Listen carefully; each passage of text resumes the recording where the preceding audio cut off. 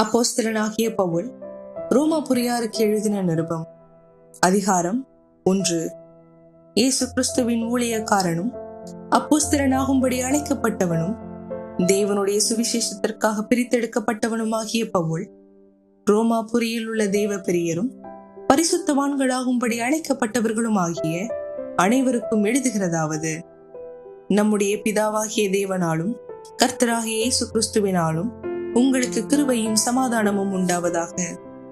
இயேசு கிறிஸ்துவை குறித்து தேவன் தம்முடைய தீர்க்கதரிசிகள் மூலமாய் பரிசுத்த வேதாகமங்களில் முன்னே தம்முடைய சுவிசேஷத்தை பற்றி வாக்குத்தத்தம் பண்ணினபடி, கர்த்தராகிய இயேசு கிறிஸ்துவானவர் மாம்சத்தின்படி தாவீதின் சந்ததியில் பிறந்தவரும் பரிசுத்தமுள்ள ஆவியின்படி தேவனுடைய சுதன் என்று மரித்தோரிலிருந்து உயிர் தெழுந்ததினாலே பலமாய் ரூபிக்கப்பட்ட தேவகுமாரனுமாயிருக்கிறார். அவர் சகல ஜாதிகளையும் அவர்களுக்குள் இயேசு கிறிஸ்துவினால் அழைக்கப்பட்டவர்களாகிய உங்களையும் தமது நாமத்தின் நிமித்தம் விசுவாசத்துக்கு கீழ்ப்படிய பண்ணும் பொருட்டு எங்களுக்கு கிருபையையும் அப்போஸ்தல ஊழியத்தையும் அருளி செய்திருக்கிறார். உங்கள் விசுவாசம் உலகமெங்கும் பிரசித்தமாகி இருக்கிறபடியினாலே முதலாவது நான் உங்கள் எல்லோருக்காகவும் இயேசு கிறிஸ்து மூலமாய் என் தேவனை ஸ்தோத்தரிக்கிறேன். நான் ஜெபம் பண்ணும் போதெல்லாம் இடைவிடாமல் உங்களை நினைத்துக் கொண்டிருக்கிறதை குறித்து தமது குமாரனுடைய சுவிசேஷத்தினாலே என் ஆவியோடு நான் சேவிக்கிற தேவன் எனக்கு சாட்சியாயிருக்கிறார். நீங்கள் ஸ்திரப்படுவதற்காக ஆவிக்குரிய சில வரங்களை உங்களுக்கு கொடுக்கும்படிக்கும் உங்களிலும் என்னிலும் உள்ள விசுவாசத்தினால் உங்களோடே கூட நானும் மாறுதல் அடையும் படிக்கும் உங்களை காண வாஞ்சியா இருக்கிறபடியினாலே எவ்விதத்திலாவது நான் உங்களிடத்தில் வருகிறதற்கு தேவனுடைய சித்தத்தினாலே எனக்கு நல்ல பிரயாணம் சீக்கிரத்தில் கிடைக்க வேண்டும் என்று வேண்டிக் கொள்கிறேன். சகோதரரே, புறஜாதிகளான மற்றவர்களுக்குள்ளே நான் பலனை அடைந்தது போல உங்களுக்குள்ளும் சில பலனை அடையும் படிக்கு உங்களிடத்தில் வர பலமுறை யோசனையாயிருந்தேன். ஆயினும் இதுவரைக்கும் எனக்கு தடை உண்டாயிற்று என்று நீங்கள் அறியாதிருக்க எனக்கு மனதில்லை. கிரேக்கருக்கும் மற்ற அந்நியர்களுக்கும் ஞானிகளுக்கும் மூடருக்கும் நான் கடனாளியாயிருக்கிறேன். ஆகையால் ரோமாபுரியில் இருக்கிற உங்களுக்கும் என்னால் இயன்ற மட்டும் சுவிசேஷத்தை பிரசங்கிக்க விரும்புகிறேன். கிறிஸ்துவின் சுவிசேஷத்தை குறித்து நான் வெட்கப்படேன். முன்பு யூதரிலும் பின்பு கிரேக்கரிலும் விசுவாசிக்கிறவன் எவனோ அவனுக்கு ரட்சிப்பு உண்டாவதற்கு அது தேவ பலனாயிருக்கிறது. விசுவாசத்தினாலே நீதிமான் பிழைப்பான் என்று எழுதியிருக்கிறபடி விசுவாசத்தினால் உண்டாகும் தேவநீதி விசுவாசத்துக்கென்ற அந்த சுவிசேஷத்தினால் வெளிப்படுத்தப்படுகிறது. சத்தியத்தை அநியாயத்தினாலே அடக்கி வைக்கிற மனுஷனுடைய எல்லாவித அவபக்திக்கும் அநியாயத்துக்கும் விரோதமாய் தேவ கோபம் வானத்திலிருந்து வெளிப்படுத்தப்பட்டிருக்கிறது. தேவனை குறித்து அறியப்படுவது அவர்களுக்குள்ளே வெளிப்படுத்தப்பட்டிருக்கிறது. தேவனே அதை அவர்களுக்கு வெளிப்படுத்தியிருக்கிறார். எப்படி என்றால், காணப்படாதவைகளாகிய அவருடைய நித்திய வல்லமை தேவத்துவம் என்பவைகள் உண்டாக்கப்பட்டிருக்கிறவைகளினாலே உலகம் உண்டானது முதற்கொண்டு தெளிவாய் காணப்படும். ஆதலால் அவர்கள் போக்கு சொல்ல இடமில்லை. அவர்கள் தேவனை அறிந்தும் அவரை தேவன் என்று மகிமைப்படுத்தாமலும் ஸ்தோத்தரியாமலும் இருந்து தங்கள் சிந்தைகளினாலே வீணர்களானார்கள். உணர்வில்லாத அவர்களுடைய இருதயம் இருளடைந்தது. அவர்கள் தங்களை ஞானிகள் என்று சொல்லியும் பைத்தியக்காரராகி அழிவில்லாத தேவனுடைய மகிமையை அழிவுள்ள மனுஷர்கள், பறவைகள், மிருகங்கள், ஊரும் பிராணிகள் ஆகிய இவைகளுடைய ரூபங்களுக்கு ஒப்பாக மாற்றினார்கள். இது நிமித்தம் அவர்கள் தங்கள் இருதயத்தில் உள்ள இச்சைகளினாலே ஒருவரோடொருவர் தங்கள் சரீரங்களை அவமானப்படுத்தத்தக்கதாக தேவன் அவர்களை அசுத்தத்திற்கு ஒப்புக் கொடுத்தார். தேவனுடைய சத்தியத்தை அவர்கள் பொய்யாக மாற்றி சிருஷ்டிகரை தொழுது சேவியாமல் சிருஷ்டியை தொழுது சேவித்தார்கள். அவரே என்றென்றைக்கும் ஸ்தோத்தரிக்கப்பட்டவர். ஆமேன். இதன் நிமித்தம் தேவன் அவர்களை இழிவான இச்சை ரோகங்களுக்கு ஒப்புக் கொடுத்தார். அந்தபடியே அவர்களுடைய பெண்கள் சுபாவ அனுபோகத்தை சுபாவத்துக்கு விரோதமான அனுபோகமாக மாற்றினார்கள். அப்படியே ஆண்களும் பெண்களை சுபாவப்படி அனுபவியாமல் ஒருவர் மேல் ஒருவர் விரகதாபத்தினாலே பொங்கி ஆணோடைய ஆண் அவலட்சணமானதை நடப்பித்து தங்கள் தப்பிதத்திற்கு தகுதியான பலனை தங்களுக்குள் அடைந்தார்கள். தேவனை அறியும் அறிவை பற்றி கொண்டிருக்க அவர்களுக்கு மனதில்லாதிருந்தபடியால் தகாதவைகளை செய்யும்படி தேவன் அவர்களை கேடான சிந்தைக்கு ஒப்புக் கொடுத்தார். அவர்கள் சகலவித அநியாயத்தினாலும் வேசித்தனத்தினாலும் துரோகத்தினாலும் பொருளாசையினாலும் குரோதத்தினாலும் நிறையப்பட்டு பொறாமையினாலும் கொலையினாலும் வாக்குவாதங்களினாலும் வஞ்சகத்தினாலும் வன்மத்தினாலும் நிறைந்தவர்களுமாய் புறங்கூறுகிறவர்களுமாய் அவதூறு பண்ணுகிறவர்களுமாய் தேவ பகைஞருமாய் துராகிருதம் பண்ணுகிறவர்களுமாய் அகந்தை உள்ளவர்களுமாய் வீம்புக்காரருமாய் பொல்லாதவைகளை யோசித்து பிணைக்கிறவர்களுமாய் பெற்றாருக்கு கீழ்ப்படியாதவர்களுமாய் உணர்வு இல்லாதவர்களுமாய் உடன்படிக்கையை மீறுகிறவர்களுமாய் சுபாவ அன்பில்லாதவர்களுமாய் இணங்காதவர்களுமாய் இரக்கமில்லாதவர்களுமாய் இருக்கிறார்கள். இப்படிப்பட்டவைகளை செய்கிறவர்கள் மரணத்திற்கு பாத்திரராய் இருக்கிறார்கள் என்று தேவன் தீர்மானித்த நீதியான தீர்ப்பை அவர்கள் அறிந்திருந்தும் அவைகளை தாங்களே செய்கிறதும் அல்லாமல் அவைகளை செய்கிற மற்றவர்களிடத்தில் பிரியப்பட்டவர்களுமாய் இருக்கிறார்கள். அப்போஸ்தலனாகிய பவுல் ரோமாபுரியாருக்கு எழுதின நிருபம் அதிகாரம் 2. ஆகையால் மற்றவர்களை குற்றவாளியாக தீர்க்கிறவனே, நீ யாரானாலும் சரி, போக்கு சொல்ல உனக்கு இடமில்லை. நீ குற்றமாக தீர்க்கிறவைகள் எவைகளோ அவைகளை நீயே செய்கிறபடியால் நீ மற்றவர்களை குறித்து சொல்லுகிற தீர்ப்பினாலே உன்னைத்தானே குற்றவாளியாக தீர்க்கிறாய். இப்படிப்பட்டவைகளை செய்கிறவர்களுக்கு தேவனுடைய நியாய தீர்ப்பு சத்தியத்தின்படி இருக்கிறது என்று அறிந்திருக்கிறோம். இப்படிப்பட்டவைகளை செய்கிறவர்களை குற்றவாளிகள் என்று தீர்த்தும் அவைகளையே செய்கிறவனே, நீ தேவனுடைய நியாய தீர்ப்புக்கு தப்பித்துக் கொள்ளலாம் என்று நினைக்கிறாயோ? அல்லது தேவ தயவு நீ குணப்படும்படி உன்னை ஏவுகிறது என்று அறியாமல் அவருடைய தயவு, பொறுமை, நீடிய சாந்தம் இவைகளின் ஐஸ்வர்யத்தை அசட்டை பண்ணுகிறாயோ? உன் மன கடினத்திற்கும் குணப்படாத இருதயத்திற்கும் ஏற்றபடி தேவனுடைய நீதியுள்ள தீர்ப்பு வெளிப்படும் கோபாக்கினை நாளிலே உனக்காக கோபாக்கினையை குவித்துக் கொள்ளுகிறாயே. தேவன் அவனவனுடைய கிரியைகளுக்கு தக்கதாய் அவனவனுக்கு பலன் அளிப்பார். சோர்ந்து போகாமல் நற்கிரியைகளை செய்து மகிமையையும் கனத்தையும் அழியாமையும் தேடுகின்றவர்களுக்கு நித்திய ஜீவனை அளிப்பார். சண்டைக்காரராயிருந்து சத்தியத்திற்கு கீழ்ப்படியாமல் அநியாயத்திற்கு கீழ்ப்படிந்திருக்கின்றவர்களுக்கோ உக்கிர கோபாக்கினை வரும். முன்பு யூதரிலும் பின்பு கிரேக்கரிலும் பொல்லாங்கு செய்கிற எந்த மனுஷ ஆத்துமாவுக்கும் உபத்திரவமும் வியாகுலமும் உண்டாகும். முன்பு யூதரிலும் பின்பு கிரேக்கரிலும் எவன் நன்மை செய்கிறானோ அவனுக்கு மகிமையும் கனமும் சமாதானமும் உண்டாகும். தேவனிடத்தில் பட்சபாதம் இல்லை. எவர்கள் நியாயப்பிரமாணம் இல்லாமல் பாவம் செய்கிறார்களோ அவர்கள் நியாயப்பிரமாணம் இல்லாமல் கெட்டு போவார்கள். எவர்கள் நியாயப்பிரமாணத்திற்கு உட்பட்டவர்களாய் பாவம் செய்கிறார்களோ அவர்கள் நியாயப்பிரமாணத்தினாலே ஆக்கினை தீர்ப்படைவார்கள். நியாயப்பிரமாணத்தை கேட்கிறவர்கள் தேவனுக்கு முன்பாக நீதிமான்கள் அல்ல, நியாயப்பிரமாணத்தின்படி செய்கிறவர்களே நீதிமான்களாக்கப்படுவார்கள். அன்றியும் நியாயப்பிரமாணம் இல்லாத புறஜாதிகள் சுபாவமாய் நியாயப்பிரமாணத்தின்படி செய்கிற போது நியாயப்பிரமாணம் இல்லாத அவர்கள் தங்களுக்கு தாங்களே நியாயப்பிரமாணமாய் இருக்கிறார்கள். அவர்களுடைய மனசாட்சியும் கூட சாட்சியிடுகிறதினாலும் குற்றம் உண்டு குற்றம் இல்லை என்று அவர்களுடைய சிந்தைகள் ஒன்றை ஒன்று தீர்க்கிறதினாலும் நியாயப்பிரமாணத்திற்கேற்ற கிரியை தங்கள் இருதயங்களில் எழுதியிருக்கிறது என்று காண்பிக்கிறார்கள். என் சுவிசேஷத்தின்படியே தேவன் இயேசு கிறிஸ்துவை கொண்டு மனுஷருடைய அந்தரங்கங்களை குறித்து நியாய தீர்ப்பு கொடுக்கும் நாளிலே இது விளங்கும். நீ யூதன் என்று பெயர் பெற்று நியாயப்பிரமாணத்தின் மேல் பற்றுதலாயிருந்து தேவனை குறித்து மேன்மை பாராட்டி நியாயப்பிரமாணத்தினால் உபதேசிக்கப்பட்டவனாய் அவருடைய சத்தியத்தை அறிந்து நன்மை தீமை இன்னதென்று வகையறுக்கிறாயே.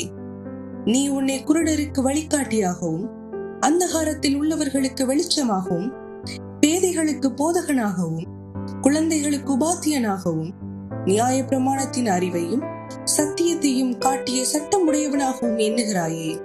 இப்படி இருக்க மற்றவனுக்கு போதிக்கிற நீ உனக்குத்தானே போதிக்காமல் இருக்கலாமா? களவு செய்யக்கூடாது என்று பிரசங்கிக்கிற நீ களவு செய்யலாமா? விபச்சாரம் செய்யக்கூடாது என்று சொல்லுகிற நீ விபச்சாரம் செய்யலாமா? விக்கிரகங்களை அருவருக்கிற நீ கோயில்களை கொள்ளையிடலாமா? நியாயப்பிரமாணத்தை குறித்து மேன்மை பாராட்டுகிற நீ நியாயப்பிரமாணத்தை மீறி நடந்து தேவனை கனவீனம் பண்ணலாமா? எழுதியிருக்கிறபடி தேவனுடைய நாமம் புறஜாதிகளுக்குள்ளே உங்கள் மூலமாய் தூஷிக்கப்படுகிறதே. நீ நியாய பிரமாணத்தை கை கொண்டு நடந்தால் விருத்த சேதனம் பிரயோஜனம் உள்ளதுதான். நீ நியாய பிரமாணத்தை மீறி நடந்தால் உன் விருத்த சேதனம் இல்லாமையாயிற்றே. மேலும் விருத்த சேதனம் இல்லாதவன் நியாய பிரமாணத்துக்கேற்ற நீதிகளை கை கொண்டால் அவனுடைய விருத்த சேதனம் இல்லாமை விருத்த சேதனம் என்று எண்ணப்படும் அல்லவா? சுபாவத்தின்படி விருத்த சேதனம் இல்லாதவனாயிருந்தும் நியாய பிரமாணத்தை நிறைவேற்றுகிறவனாயிருந்தால் அவன் தேவ எழுத்தும் விருத்த சேதனமும் உள்ளவனாயிருந்தும் நியாய பிரமாணத்தை மீறுகிற உன்னை குற்றப்படுத்துவான் அல்லவா? ஆதலால் புறம்பாக யூதனானவன் யூதன் அல்ல, புறம்பாக மாம்சத்தில் செய்யப்படும் விருத்த சேதனமும் விருத்த சேதனம் அல்ல. உள்ளத்திலே யூதனானவனே யூதன், எழுத்தின்படி உண்டாகாமல் ஆவியின்படி இருதயத்தில் உண்டாகும் விருத்த சேதனமே விருத்த சேதனம். இப்படிப்பட்டவனுக்குரிய புகழ்ச்சி மனுஷராலே அல்ல, தேவனாலே உண்டாயிருக்கிறது. அப்போஸ்தலனாகிய பவுல் ரோமாபுரியாருக்கு எழுதின நிருபம், அதிகாரம் 3. இப்படியானால் யூதனுடைய மேன்மை என்ன? விருத்த சேதனத்தினாலே பிரயோஜனம் என்ன? அது எவ்விதத்திலும் மிகுதியாயிருக்கிறது. தேவனுடைய வாக்கியங்கள் அவர்களிடத்தில் ஒப்புவிக்கப்பட்டது விசேஷித்த மேன்மையாமே. சிலர் விசுவாசியாமற் போனாலும் என்ன?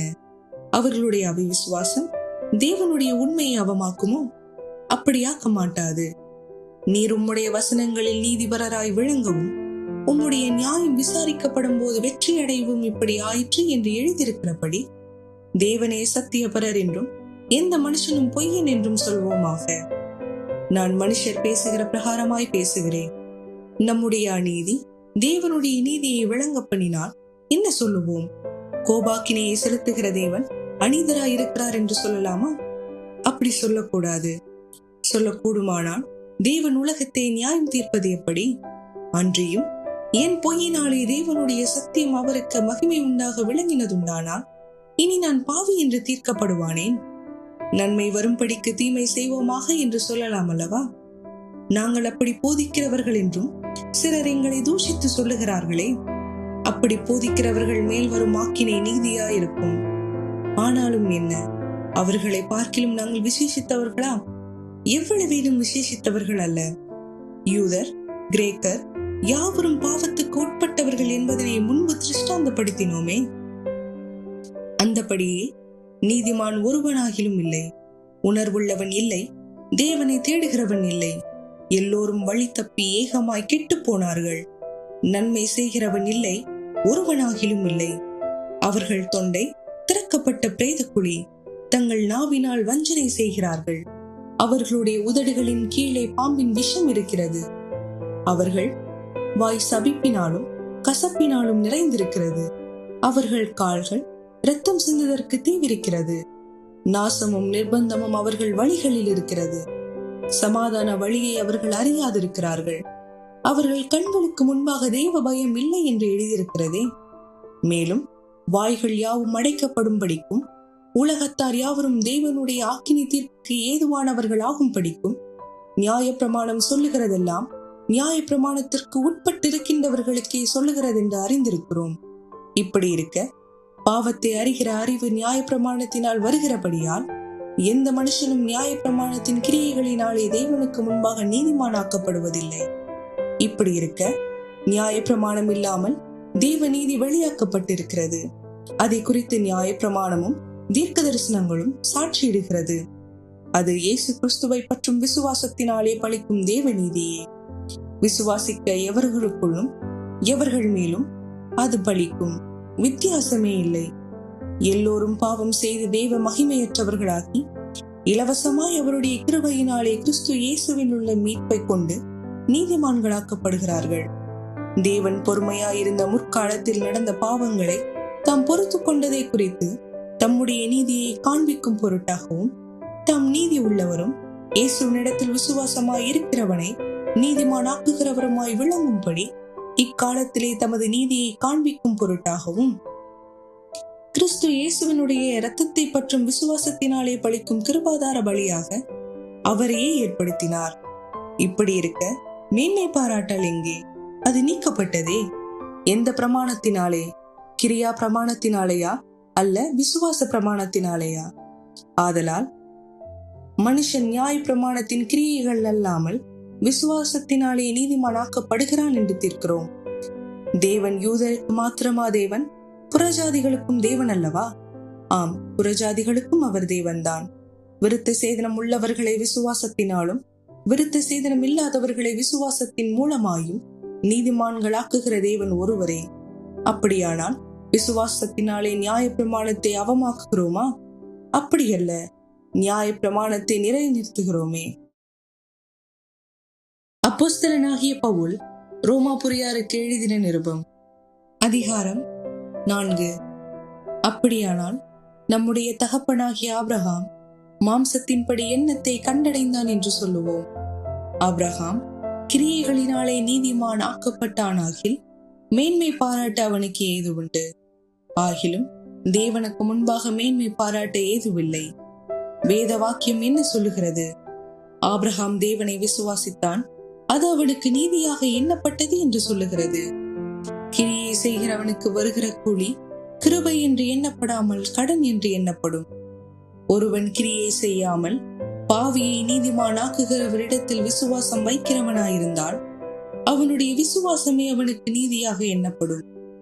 அந்தபடி கிரியைகள் இல்லாமல் தேவனாலே நீதிமான் என்று எண்ணப்படுகிற மனுஷனுடைய பாக்கியத்தை காண்பிக்கும் பொருட்டு எவர்களுடைய அக்கிரமங்கள் மன்னிக்கப்பட்டதோ, எவர்களுடைய பாவங்கள் மூடப்பட்டதோ அவர்கள் பாக்கியவான்கள். எவனுடைய பாவத்தை கர்த்தர் எண்ணாதிருக்கிறாரோ அவன் பாக்கியவான் என்று தாவீது சொல்லி இருக்கிறான்.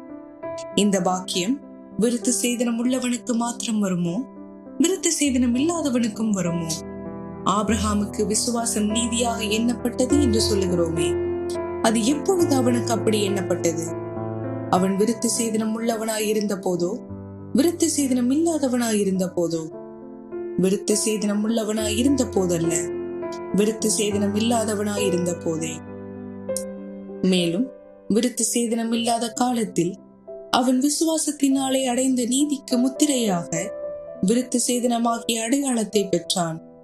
விருத்த சேதனம் இல்லாதவர்களாய் விசுவாசிக்கிற யாவருக்கும் நீதி எண்ணப்படும் பொருட்டாக அவர்களுக்கு அவன் தகப்பனாய் இருக்கும் படிக்கும் விருத்த சேதனத்தை பெற்றவர்களாய் மாத்திரமல்ல, நம்முடைய தகப்பனாகிய ஆபிரகாம் விருத்த சேதனம் இல்லாத காலத்தில் அடைந்த விசுவாசமாகிய அடிச்சுவடுகளில் நடக்கிறவர்களுமாய் இருக்கிறவர்களுக்கு தகப்பனாய் இருக்கும் படிக்கும் அந்த அடையாளத்தை பெற்றான். அன்றியும் உலகத்தை சுதந்திரிப்பான் என்கிற வாக்குத்தத்தம் ஆபிரகாமுக்காவது அவன் சந்ததிக்காவது நியாய பிரமாணத்தினால் கிடையாமல் விசுவாசத்தினால் வருகிற நீதியினால் கிடைத்தது. நியாய பிரமாணத்தை சார்ந்தவர்கள் சுதந்திரவாளிகளானால் விசுவாசம் வீணாய் போகும், வாக்குத்தத்தமும் அவமாகும். மேலும் நியாய பிரமாணம் கோபாக்கினியை உண்டாக்குகிறது. நியாய பிரமாணம் இல்லாவிட்டால் மீறுதலும் இல்லை. ஆதலால் சுதந்திரமானது கிருபையினால் உண்டாகிறதா இருக்கும்படிக்கு அது விசுவாசத்தினாலே வருகிறது. நியாய பிரமாணத்தை சார்ந்தவர்களாகிய சந்ததியாருக்கு மாத்திரமல்ல, நாம் எல்லோருக்கும் தகப்பனாகிய ஆபிரகாமுடைய விசுவாசத்தை சார்ந்தவர்களான எல்லா சந்ததியாருக்கும் அந்த வாக்குத்தத்தம் நிச்சயமாய் இருக்கும்படிக்கு அப்படி வருகிறது. அநேக ஜாதிகளுக்கு உன்னை தகப்பனாக ஏற்படுத்தினேன் என்று எழுதியிருக்கிறபடி அவன் தான் விசுவாசித்தவருமாய் மரித்தோரை உயிர்ப்பித்து இல்லாதவைகளை இருக்கிறவைகளைப் போல அழைக்கிறவருமாய் இருக்கிற தேவனுக்கு முன்பாக நாம் எல்லோருக்கும் தகப்பனானான். உன் சந்ததி இவ்வளவா இருக்கும் என்று சொல்லப்பட்டபடியே தான் அநேக ஜாதிகளுக்கு தகப்பனாவதை நம்புகிறதற்கு ஏதுவில்லாதிருந்தும் அதை நம்பிக்கையோட விசுவாசித்தான். அவன் விசுவாசத்திலே பலவீனமாயிருக்கவில்லை. அவன் ஏறக்குறைய 100 வயதுள்ளவனாயிருக்கும் போது தன் சரீரம் செத்து போனதையும் சாராளுடைய கர்ப்பம் செத்து போனதையும் எண்ணாதிருந்தான். தேவனுடைய வாக்குத்தத்தத்தை குறித்து அவன் அவிசுவாசமாய் சந்தேகப்படாமல் தேவன் வாக்குத்தத்தம் பண்ணினதை நிறைவேற்ற வல்லவராய் இருக்கிறார் என்று முழு நிச்சயமாய் நம்பி தேவனை மகிமைப்படுத்தி விசுவாசத்தில் வல்லவனானான். ஆகையால் அது அவனுக்கு நீதியாக எண்ணப்பட்டது. அது அவனுக்கு நீதியாக எண்ணப்பட்டது என்பது அவனுக்காக மாத்திரமல்ல, நமக்காகவும் எழுதப்பட்டிருக்கிறது. நம்முடைய கர்த்தராகிய இயேசுவை மரித்தோரிலிருந்து எழுப்பினவரை விசுவாசிக்கிற நமக்கும் அப்படியே எண்ணப்படும். அவர் நம்முடைய பாவங்களுக்காக ஒப்புக் கொடுக்கப்பட்டும் நாம் நீதிமான்கள் ஆக்கப்படுவதற்காக எழுப்பப்பட்டும் இருக்கிறார். அப்போஸ்தலனாகிய பவுல் ரோமாபுரியாருக்கு எழுதின நிருபம் அதிகாரம் 5. இவ்விதமாக நாம் விசுவாசத்தினாலே நீதிமான்கள் ஆக்கப்பட்டிருக்கிறபடியால் நம்முடைய கர்த்தராகிய இயேசு கிறிஸ்து மூலமாய் தேவனிடத்தில் சமாதானம் பெற்றிருக்கிறோம். அவர் மூலமாய் நாம் இந்த கிருபையில் பிரவேசிக்கும் ஸ்லாக்கியத்தை விசுவாசத்தினால் பெற்று நிலை கொண்டிருந்து தேவ மகிமையை அடைவோம் என்கின்ற நம்பிக்கையினாலே மேன்மை பாராட்டுகிறோம். அது மாத்திரமல்ல, உபத்திரவம் பொறுமையையும், பொறுமை பரீட்சையையும், பரீட்சை நம்பிக்கையையும் உண்டாக்குகிறது என்று நாங்கள் அறிந்து உபத்திரவங்களிலேயும் மேன்மை பாராட்டுகிறோம்.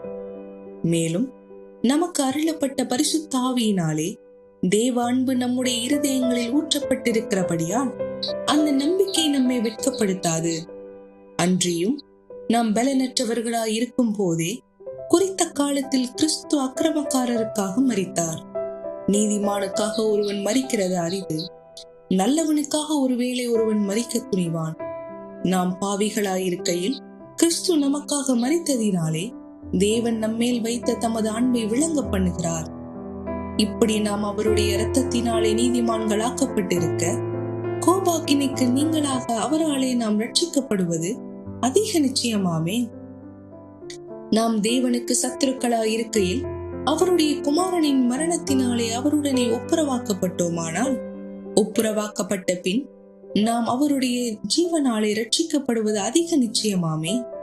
அதுவும் அல்லாமல் இப்பொழுது ஒப்புரவாக்குதலை நமக்கு கிடைக்க பண்ணின நம்முடைய கர்த்தராகிய இயேசு கிறிஸ்து மூலமாய் நாம் தேவனை பற்றி மேன்மை பாராட்டுகிறோம். இப்படியாக ஒரே மனுஷனாலே பாவமும் பாவத்தினாலே மரணமும் உலகத்திலே பிரவேசித்தது போலவும், எல்லா மனுஷரும் பாவம் செய்தபடியால் மரணம் எல்லோருக்கும் வந்தது போலவும் இதுவும் ஆயிற்று. நியாயப்பிரமாணம் கொடுக்கப்படுவதற்கு முன்னும் பாவம் உலகத்தில் இருந்தது. நியாய பிரமாணம் இல்லாதிருந்தால் பாவம் எண்ணப்பட மாட்டாது. அப்படி இருந்தும் மரணமானது ஆதாம் முதல் மோசே வரைக்கும் ஆதாமின் மீறுதலுக்கொப்பாய் பாவம் செய்யாதவர்களை மாட்கொண்டது. அந்த ஆதாம் பின்பு வந்தவருக்கு முன் அடையாளமானவன். ஆனாலும் மீறுதலின் பலன் கிருபை வரத்தின் பலனுக்கு ஒப்பானதல்ல. எப்படியெனில், ஒருவனுடைய மீறுதலினாலே அநேகர் மரித்திருக்க, தேவனுடைய கிருபையும் இயேசு கிறிஸ்து என்னும் ஒரே மனுஷருடைய கிருபையினாலே வரும் ஈவும் அநேகர் மேல் அதிகமாய் பெருகி இருக்கிறது. மேலும் ஒருவன் பாவம் செய்ததினால் உண்டான தீர்ப்பு தேவன் அருளும் ஈவுக்கு ஒப்பானதல்ல. அந்த தீர்ப்பு ஒரே குற்றத்தின் நிமித்தம் ஆக்கினைக்கு ஏதுவாயிருந்தது. கிருபை வரமோ அநேக குற்றங்களை நீக்கி நீதி விளங்கும் தீர்ப்புக்கு ஏதுவாயிருக்கிறது. அல்லாமலும் ஒருவனுடைய மீறுதலினாலே அந்த ஒருவன் மூலமாய் மரணம் ஆண்டு கொண்டிருக்க, கிருபையின் பரிபூரணத்தையும் நீதியாகிய ஈவின் பரிபூரணத்தையும் பெறுகிறவர்கள் இயேசு கிறிஸ்து என்னும் ஒருவராலே ஜீவனை அடைந்து ஆளுவார்கள் என்பது அதிக நிச்சயமாமே. ஆகையால் ஒரே மீறுதலினாலே எல்லா மனுஷருக்கும் ஆக்கினைக்கு ஏதுவான தீர்ப்பு உண்டானது போல, ஒரே நீதியினாலே எல்லா மனுஷருக்கும் ஜீவனை அளிக்கும் நீதிக்கு ஏதுவான தீர்ப்பு உண்டாயிற்று. அன்றியும் ஒரே மனுஷனுடைய கீழ்ப்படியாமையினாலே அநேகர் பாவிகளாக்கப்பட்டது போல, ஒருவருடைய கீழ்ப்படிதலினாலே அநேகர் நீதிமான்களாக்கப்படுவார்கள். மேலும் மீறுதல் பெருகும்படிக்கு நியாயப்பிரமாணம் வந்தது. அப்படி இருந்தும் பாவம் பெருகின இடத்தில் கிருபை அதிகமாய் பெருகிற்று. ஆதலால் பாவம் மரணத்துக்கு ஏதுவாக ஆட்கொண்டது போல, கிருபையானது நம்முடைய கர்த்தராகிய இயேசு கிறிஸ்துவின் மூலமாய் நீதியினாலே நித்திய ஜீவனுக்கு ஏதுவாக ஆட்கொண்டது.